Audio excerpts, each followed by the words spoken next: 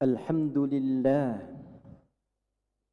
الحمد لله الذي فرض علينا الجمعة لنكون من الذاكرين فقال يا أيها الذين آمنوا إذا نودي للصلاة من يوم الجمعة فاسعوا إلى ذكر الله الآية فنشهد أن لا إله إلا الله وحده لا شريك له ونشهد أن سيدنا محمدا عبده ورسوله الذي لا نبي بعده اللهم فصل وسلم وبارك على هذا النبي الكريم الرسول الأمين نبينا وسيدنا محمد وعلى آله وصحبه وذرياته وأمته إلى يوم الدين أما بعد فيا عباد الله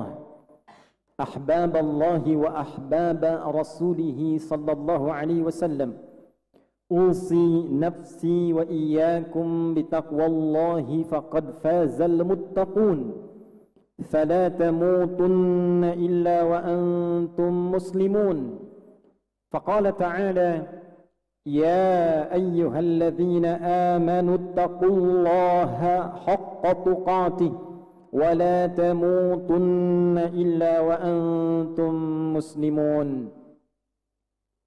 Hadirin jamaah Jumat rahimani wa rahimakumullah. Mengawali khutbah ini, khatib mengajak pada kita semua untuk meningkatkan takwa dan syukur kita kepada Allah Subhanahu wa taala. Alhamdulillah, di antara sekian hamba Allah yang masih berkehidupan, kita yang masih diberikan kenikmatan iman. Alhamdulillah, di antara sekian hamba Allah yang mengaku beriman, kita yang diberikan kemampuan untuk membuktikan keberimanan itu dengan menunaikan salat Jumat berjamaah. Dengan itulah kemudian kita dipanggil, ya ayyuhalladzina amanu, hei para pemilik iman. Semoga Jumat yang kita tunaikan di hari ini dijadikan oleh Allah Subhanahu wa taala sebagai Jumat terbaik dari sekian Jumat yang pernah kita tunaikan. Hadirin, dalam catatan khatib yang sederhana, seorang muslim baligh yang telah berusia 20 tahun setidaknya telah menunaikan Jumat dalam hidupnya kurang lebih sebanyak 650 kali. Jika ia berusia 30 tahun, setidaknya ia telah menunaikan Jumat dalam hidupnya kurang lebih sebanyak 1150 kali. Jika ia berusia 40 tahun, setidaknya ia telah menunaikan Jumat dalam hidupnya kurang lebih sebanyak 1650 kali. Pertanyaan dasarnya, dari sekian ratus ribu Jumat yang pernah kita tunaikan bahkan sampai detik ini, adakah setiap orang beriman yang menunaikan Jumat memahami, mengetahui tentang makna Jumat ini? Mengapa harus ada ibadah Jumat? Mengapa mesti menggantikan salat zuhur? Mengapa tidak dicukupkan pada zuhur saja? Atau jangan-jangan dari sekian puluh, ratus, ribu Jumat yang kita tunaikan, makna Jumat itu tidak meresap dalam kehidupan kita, sehingga Jumat seakan menjadi ibadah formalitas yang dihadiri. Kadang mendengarkan khutbah sambil mengantuk, bahkan tertidur, salat 2 rakaat, kemudian menyebar begitu saja. Apakah itu Jumat yang dikehendaki oleh Al-Quran?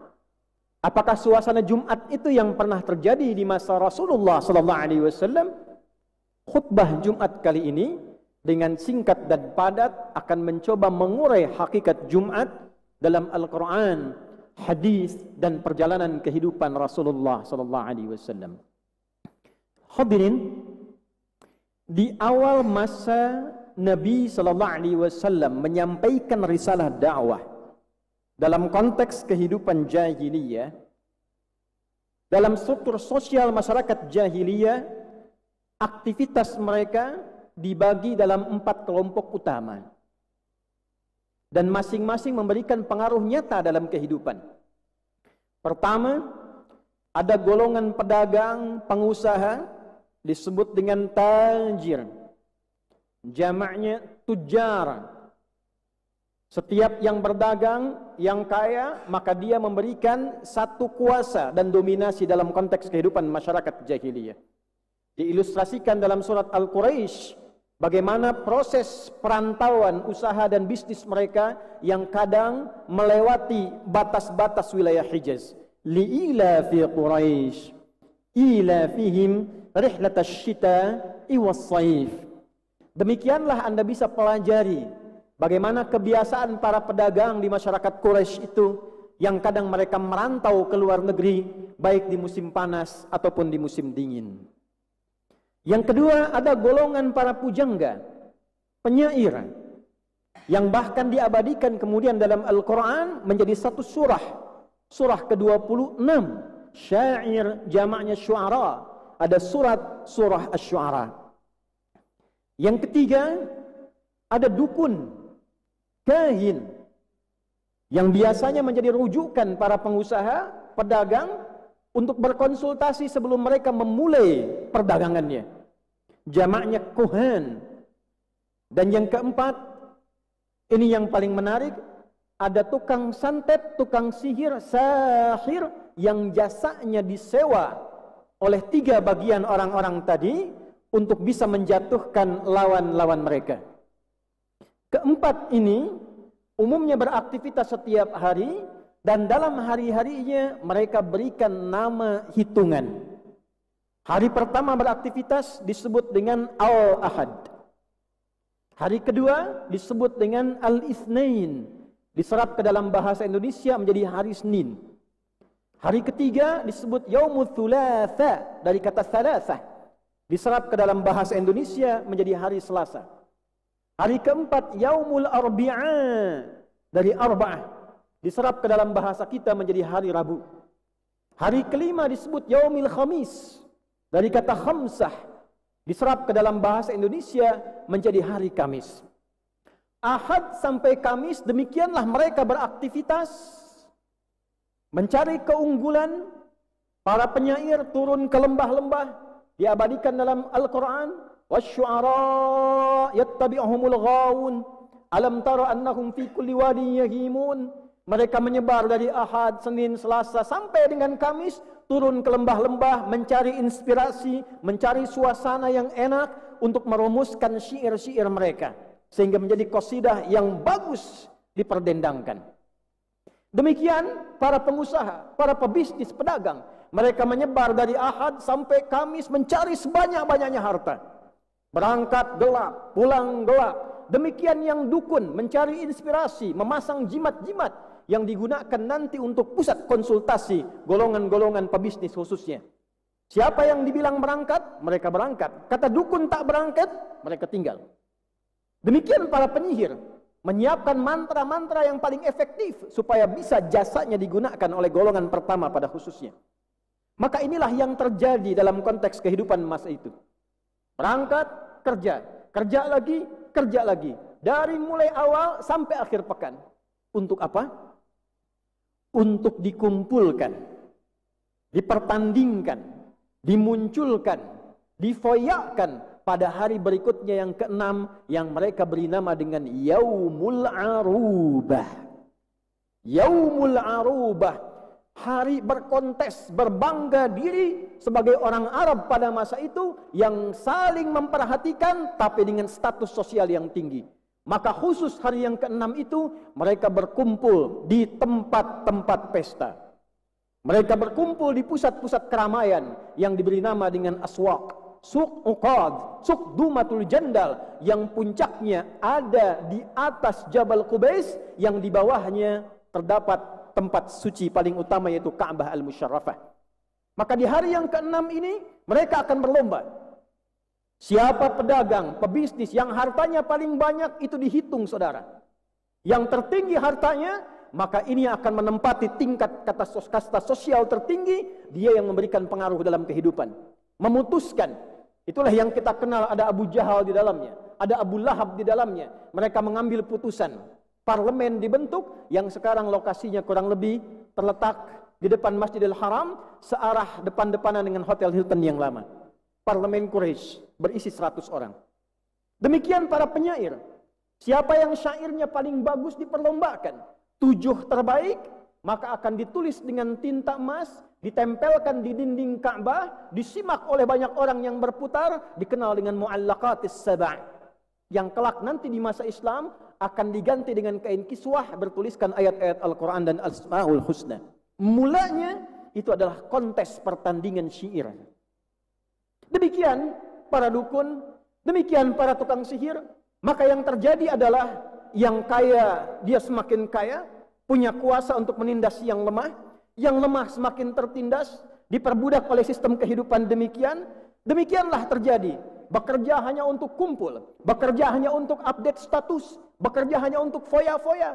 Jadi kalau Anda bekerja, berangkat gelap, pulang gelap, akhir pekan cuma foya-foya, akhir pekan cuma update status, saudara, Anda tertinggal. 15 abad lalu, umat jahiliyah sudah melakukan itu. Maka apa yang terjadi? Secara singkat, dalam periode Nabi SAW hendak berhijrah ke Madinah. Hijrah itu artinya berubah menjadi lebih baik. Tidak harus menuntut Anda pindah tempat. Tapi bila di tempat itu tidak membuat Anda menjadi lebih baik, tertekan di dalamnya, Anda mencari peluang di ruang yang lain yang membuat kebaikan Anda dan potensinya terbuka keluar. Maka jika Anda ingin berhijrah sebagai mahasiswa, ingin jadi lebih baik, tidak harus pindah kampus. Keluarkan potensi terbaik Anda. Keluarkan potensi-potensi kebaikan itu. Bila di satu tempat tidak membuat Anda lebih baik, cari ruang lain yang membuat kebaikan Anda dihargai dan tampak dalam kebaikan. Itulah hijrah. Maka dibimbing Nabi oleh wahyu untuk berangkat ke kota Yathrib yang kelak menjadi Al-Madinah Al-Munawwarah. Dalam perjalanan menjelang berangkat itu, turunlah kemudian surah ke-62, khususnya di ayat yang ke-9 itu. Ya ayyuhalladzina amanu idza nudiya lis-salati min yaumil jumu'ati fas'au ila dzikrillah. Hei orang-orang yang beriman, ya disebutkan sebanyak 361 kali dalam Al-Quran. Huruf panggilan nida. Dalam bahasa Arab ada 14 huruf panggilan. Ada a, aya, wa, dan seterusnya. Tapi dalam Al-Quran hanya disebutkan satu. Hikmahnya yang satu ini mencakup semua makna panggilan. Nida'ul qarib, nida'ul mutawassit, nida'ul ba'id. Memanggil yang dekat, menengah, atau sejauh apapun. Ayyuha disebutkan 150 kali dalam Al-Quran. Ayyunya munada berfungsi takkid menguatkan, haknya berfungsi tanbih mengingatkan. Alladzina disebutkan 1080 kali dalam Al-Quran. Ismun mausulun yadullu alal jama'. Kata sambung, konjungsi menunjuk pada objek tanpa batas. Apakah dia besar, kecil, tua, muda, punya jabatan, tak punya jabatan, tercakup di dalamnya. Disatukan 3 kata ini dengan kata iman. Ya ayyuhalladzina amanu.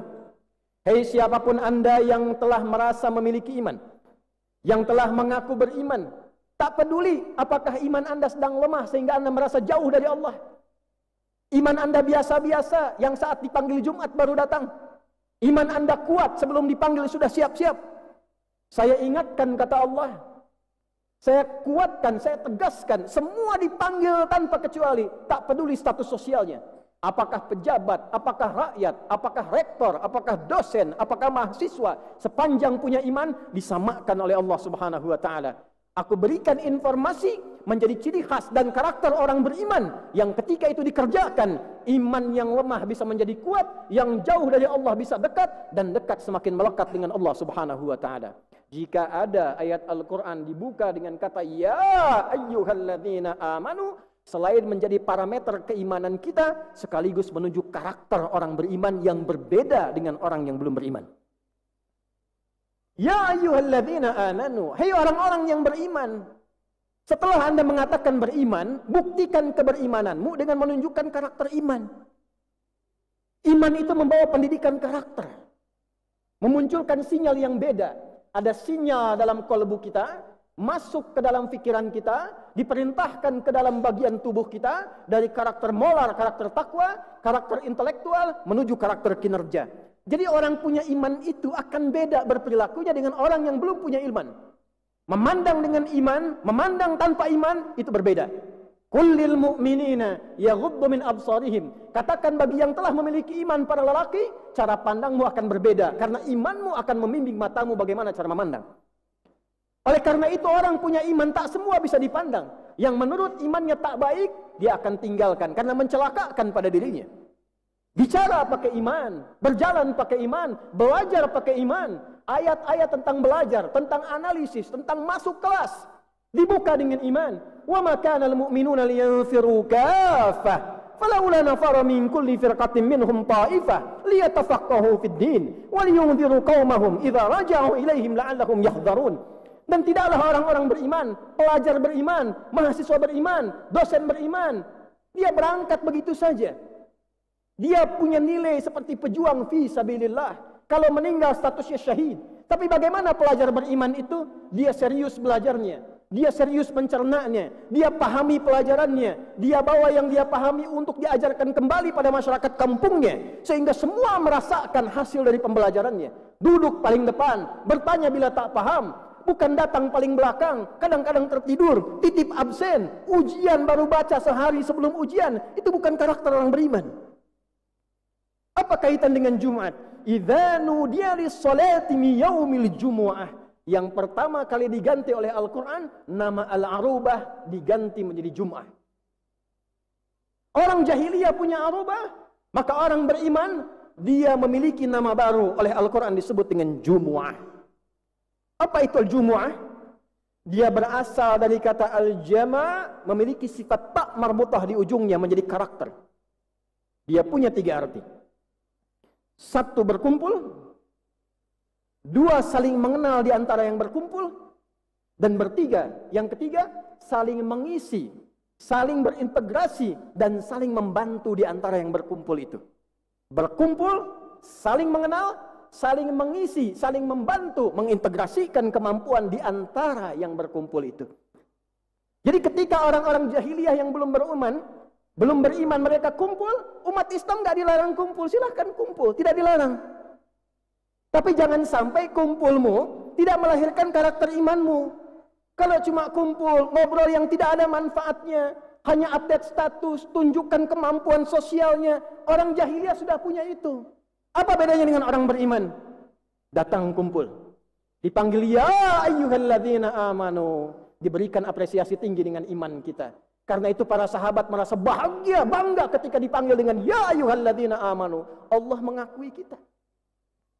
Idza nudiya lis-salati min yaumil jum'ah. Ayo datang kumpul. Tunjukkan pada yang belum beriman begini caranya kumpul yang baik. Datang. Tapi bukan untuk duduk, ngantuk, bikin khutbah sendiri, kadang tidur, sholat dan pulang, bukan itu. Duduk. Kenali siapa yang duduk. Untuk itu tidak pernah ada Jumat di masa Nabi kecuali kenal siapa yang hadir di sampingnya. Nabi sampai hafal siapa yang pojok kiri, siapa yang tengah, siapa yang tiang itu, siapa yang enggak datang, siapa yang sakit. Bahkan hadis-hadis yang terkait dengan Jumat diimplementasikan dalam konteks sosial. Kadang dibaca sekarang setengah-setengah. Hadis tentang tahiyatul masjid. Itu datang seorang bernama Sulaik dari Gotofan. Nabi sedang khutbah. Beliau datang. Kemudian tiba-tiba langsung duduk. Orang Madinah sudah tahu, datang, sholat dulu 2 rakaat, baru duduk. Nabi mengeluarkan kalimat tanpa harus menyudutkan orang itu, sehingga kalimat terbuka dan keterima dengan nyaman oleh seluruhnya. Idza dakhala ahadakumul masjida, fa'arada an yajlisa, fala yajlis hatta yusalli rak'atain. Jika anda semua siapapun ingin masuk masjid, ingin menyimak sesuatu, kalau bisa jangan langsung duduk, salat dulu 2 rakaat baru kemudian duduk. Penghuni Madinah sudah paham tentang itu. Kenapa Nabi menyebutkan kembali? Karena kata para ulama di mazhab Maliki, sejatinya Nabi bukan ingin menenangkan tentang hadis tahiyatul masjid, tapi Nabi ingin memberikan informasi, itu ada saudara kita yang baru datang. Dia belum tahu kebiasaan di sini, boleh jadi dia datang dari tempat yang jauh. Coba kalian lihat, apa keperluannya, siapa dia, apa yang dibutuhkan. Jangan sampai datang ke majlis ini dan pulang tidak mendapatkan apa yang dia butuhkan. Jadi masjid itu masjid solusi. Jumat itu Jumat solusi. Wa yu'thiruna ala anfusihim walau kana bihim khasasah. Setiap yang datang bisa memberikan walaupun kemampuan mereka terbatas. Datang ke masjid haus, pulang selesai dahaganya. Datang ke masjid lapar, pulang selesai laparnya. Itulah Jumat. Itulah Jumat. Jumat yang kita rindukan, yang menyatukan kita menjadi satu saf yang kuat. Mahasiswa datang bertemu dengan dosen. Punya kesulitan bertemu dengan dosen, dia konsultasi. Ada yang sakit tak mampu ke rumah sakit, dokter datang, dia konsultasi. Selesai hajatnya. Itulah Jumat yang kita perlukan. Ada yang belum punya lapangan pekerjaan, pengusaha datang. Masjid di sini mendapatkan database-nya. Siapa yang pengusaha, siapa yang dosen, di bidang apa. Database muncul, begitu datang dihadirkan, diberikan solusi. Itulah Jumat. Itulah sebabnya kenapa letak surah Al-Jumu'ah terletak setelah surat As-Saff, yang menyatukan kita, menguatkan kita menjadi satu barisan dan memberikan solusi dalam kehidupan. Itulah Jumat. Bukan datang kita tak kenal siapa yang di samping kita. Tak tahu siapa yang di kiri kita. Siapa yang di belakang kita. Walaupun sah secara fikih dan menggugurkan kewajiban, tapi keberkahan itu tidak kita raih. Jumat berkah. Berkah ziyadatul khair wastimraruhu. Bertambahnya nilai kebaikan dan konsisten dijaga sampai kapanpun. Jadi Jumat berkah bukan berkah diartikan dengan makanannya. Bukan Jumat berkah di masjid yang ada snacknya. Tapi Jumat itu bagaimana membuat kita lebih baik daripada sebelumnya, dan kebaikan itu dilakukan secara kolektif untuk merubah kehidupan kita lebih bermartabat dan bermakna dalam konteks kehidupan sosial. Itulah Jumat yang pernah dipraktikkan di era Nabi, itulah yang diarahkan dalam Al-Quran, dan kini setelah ratusan ribuan kali kita menunaikan Jumat, ada baiknya kita memulai untuk menginspirasi dari masjid ini, bahwa Jumat tadilah yang khatib terangkan, yang kita implementasikan dalam kehidupan kita, sehingga dengan itu bangga kita berpulang kepada Allah, senang kita menjumpai Nabi, karena bagian dari sunnah Nabi yang belum muncul di kehidupan ini, kita lestarikan kembali, dan bila pun itu ditiru, insya Allah pahalanya mengalir kepada kita yang awal mempraktikkan kembali. Barakallahu li walakum fil Qur'anil azim, wa nafa'ani wa iyyakum bima fihi minal ayati wa dzikril hakim. تقبل مني ومنكم تلاوته إنه هو السميع العليم. ادعوا الله لنا ولكم جميعا.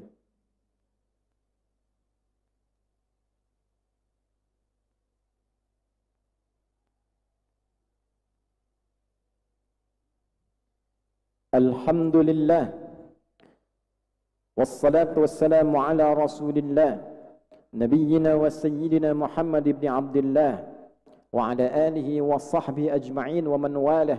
فنشهد أن لا إله إلا الله وحده لا شريك له ونشهد أن سيدنا محمدا عبده ورسوله الذي لا نبي بعده. عباد الله، أوصي نفسي وإياكم بتقوى الله فقد فاز المتقون فلا تموتن إلا وأنتم مسلمون. Hadirin, sebelum khatib akhiri dengan berdoa kita bersama menutup khutbah ini, perkenankan khatib menegaskan secara singkat saja, mari kita tampilkan kembali esensi keislaman kita dengan praktek kehidupan. Quran itu tidak akan terasa indah kalau sekedar dibaca, tapi baru terasa nikmat ketika diamalkan. Semua ajaran itu akan terasa nikmat ketika diamalkan. Insya Allah, kalau setiap Jumat kita praktekkan demikian, setiap jamaah, tiap waktu kita praktekkan demikian, insya Allah kerukunan akan tercipta, kebahagiaan tercipta, penguatan di bidang ekonomi tercipta, dan harapan untuk menjemput Indonesia Emas 2045 yang menghadirkan masyarakat berperadaban dan berkemajuan, setidaknya kita bisa tunjukkan sebagai umat Islam, itu kita awali dari masjid ke masjid. Bila masjidnya dioptimalkan sesuai dengan fungsinya, maka insya Allah negara pun, bangsa pun akan mendapatkan bagian dari manfaatnya. Mari kita berdoa. Mudah-mudahan doa kita diterima oleh Allah Subhanahu wa Ta'ala dan menjadikan kehidupan kita lebih baik setelah Jumat ini. Qala ta'ala inna Allah wa malaikatahu yusalluna 'alan nabi ya ayyuhalladzina amanu sallu 'alaihi wa sallimu taslima. Allahumma salli wa sallim wa barik ala habibikal karim rasulika al-mustafa al-amin nabiyyina wa sayyidina Muhammadin wa ala alihi wa sahbihi ajma'in. Allahumma nahmaduka hamdan syakirin حمدا ناعمين حمدا يوافي نعمه ويكافي مزيده. اللهم ربنا لا تدع لنا في مقامنا هذا ذنبا إلا غفرته Ya Allah, jangan biarkan ada satu pun hamba-Mu yang menunaikan Jumat kali ini, bila ia datang membawa dosa, kecuali Engkau telah gugurkan dan ampuni seluruh dosa-dosanya. Wala hamman illa farajtah. Jika ada satu di antara kami yang datang membawa kegelisahan, maka mohon tenangkan keadaan hatinya. Wala dainan illa qadaitah. Jika ada yang datang membawa utang piutang, limpahkan rezeki kepadanya untuk melunasi utang-utangnya. Wala maridan illa syafaitah. Jika ada yang sakit, mohon angkat dan sembuhkan penyakitnya. Wala asiran illa yassartah. Jika ada yang merasakan kesulitan apapun bentuknya, mohon angkat dan hilangkan segala kesulitannya. Allahumma alif baina qulubina wa wahidna fi saffika wa jannibna minat tafraqah. Ya Allah, lembutkan hati kami untuk bersatu dalam menaati-Mu dan menaati Rasul-Mu. Jauhkan kami dari perpecahan, ya Allah. Wahdi kullal usat liyahtadu ilaika taubatan nasuha qabla al-mamat. Ya Allah, mohon sentuh para pelaku maksiat, khususnya yang menunaikan Jumat di hari ini. Sentuh kalbunya untuk bertaubat sebelum ia wafat, ya Arhamar Rahimin. Waj'al baqiyata hayatina hayatan thayyibah wa akhir wafatina husnal khatimah. Ya Allah, jadikan lembaran kehidupan kami setelah Jumat ini lebih baik daripada sebelumnya. Dan bila pun kami mesti wafat di hari ini, mohon jadikan wafat kami husnul khatimah. Tawaffana muslimin wa khaffif lisanana laqula kalimat at-tauhid la ilaha illallah Muhammad Rasulullah. Ya Allah, mohon ringankan lisan kami dalam sakaratul maut kami untuk mengucap kalimat la ilaha illallah Muhammad Rasulullah.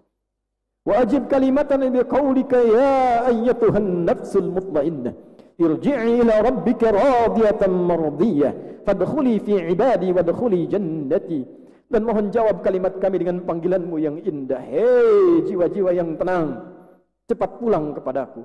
Aku ridha dengan amalmu, engkau pun akan ridha dengan pemberianku. Jadi golongan hamba aku siapkan surga untukmu. Allahumma hdi ikhwanana ya Allah, ghairul muslimin yahtadu ilal Islam. Ya Allah, teman kami, kerabat kami, kawan kami, tetangga kami, ada yang membersamai kami di dunia namun belum beriman. Di Jumat ini mohon berikan hidayah kepada mereka ya Arhamar Rahimin. Allahumma ihfadz biladana Indonesia waj'alha baldatan thayyibatan wa anta tardaha wahdi umara'aha liyahtadu ilal Islam wa liyahtadu ila hudak wa liyakhaffifu hisabahum yaumal qiyamah. Ya Allah, mohon jaga negeri kami Indonesia. Berikan hidayah pada para pemimpinnya ya Allah di semua level kehidupan berbangsa bernegara untuk bersikap adil dan meringankan hisab mereka di hari kiamat. Wahdi ulama'ana waj'alhum mukhlashina lakad-din. Dan mohon berikan hidayah kepada guru-guru kami, ulama kami, para dosen, para pengajar untuk ikhlas dalam menyampaikan ilmunya, yang mencerahkan, menyatukan, menjauhkan ya Allah dari pertengkaran, menjauhkan dari perselisihan, menjauhkan dari perpecahan. Allahumma ya arhamar rahimin, ya khairan nasirin. Allahumma ansur ikhwatana fi Filistin wa fi Gaza khassah wa khaffif hisabana yawmal qiyamati an dha'fina fi nusrati ikhwanina fi Filistin. Ya Allah, kami hanya mampu bermohon menengadah. Duhai Allah yang Maha Kuasa, anugerahkan pertolongan-Mu pada saudara-saudara kami di Palestina ya Arhamar Rahimin. Dan mohon ringankan hisab kami di akhirat nanti karena ketidakmampuan kami dalam membantu saudara-saudari kami di Palestina. La tudayyadu mu'ana ya Allah waj'alha syahadatan yaumal qiyamah. Ya Allah, jadikan air mata kami sebagai saksi yang meringankan hisab kami ya Allah. Ketidakmampuan kami dalam membantu saudara-saudari kami di Palestina.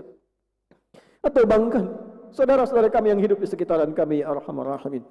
Allahumma barik hadzal makan, barik hadzal masjid, barik hadzal jami'ah.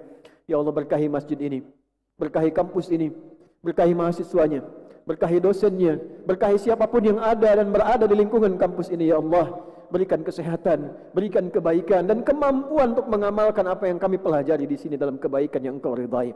Allahumma rabbana atina fid dunya hasanah wa fil akhirati hasanah wa qina adzaban nar. Wa sallallahu ala sayyidina Muhammad wa ala alihi wa sahbihi ajma'in. Wa akhiru da'wana alhamdulillahi rabbil alamin. Ibadallah, innallaha ya'muru bil 'adli wal ihsan وإيتاء ذي القربى وينهى عن الفحشاء والمنكر والبغي يعظكم لعلكم تذكرون ولذكر الله أكبر والله يعلم ما تصنعون أقيموا الصلاة يرحمكم الله.